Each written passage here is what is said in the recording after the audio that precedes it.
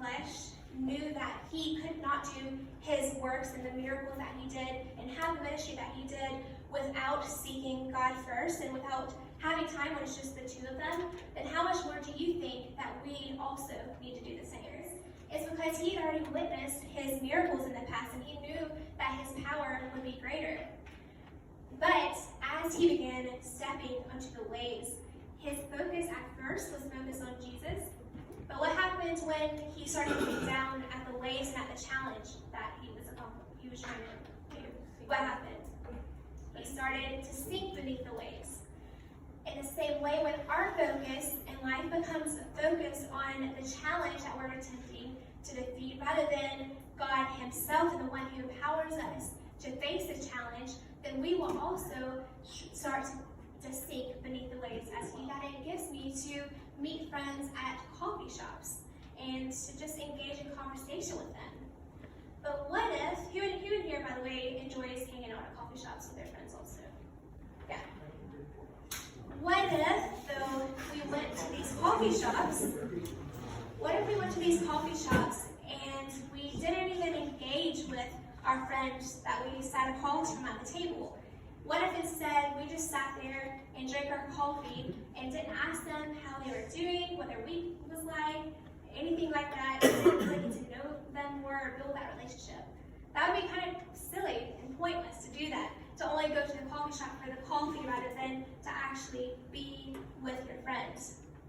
But as crazy as that sounds, I kind of wonder how often that we do this with our relationship with Jesus. I wonder how often that we go to him in times of desperation and trying to seek him for the perks that he can give us, rather than simply to build a relationship and rather than simply to get to know him. Just like drinking coffee, the more that we do so, the more addicting that it will become. In the same way, the same thing happens when we meet with Jesus continuously. The more that we do so, the more we will get to the point where we can't even go a single day without having that time with him. It's funny because I've known several people who used to hate even the smell of coffee. Like they would say that you're like that. They would say that they would never be able to drink coffee.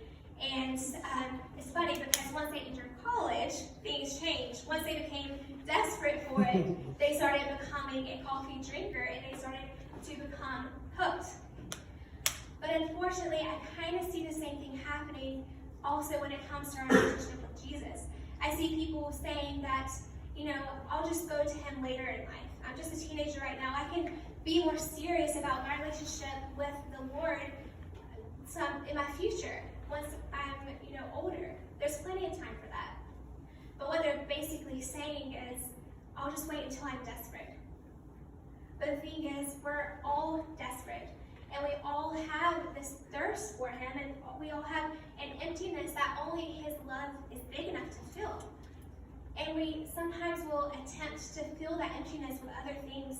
We'll attempt to fill it with achievements, with trying to get good grades, with relationships, even with having a busy schedule and with partying. And we're trying so hard to fill that thirst and fill that emptiness because maybe those things in the moment give us temporary pleasure, temporary happiness, but it doesn't satisfy, it doesn't fulfill. That buzz, that temporary buzz fades eventually. So what happens when that wears off is that we realize that we miss that feeling, and so we go back to that because we need that perk of happiness again.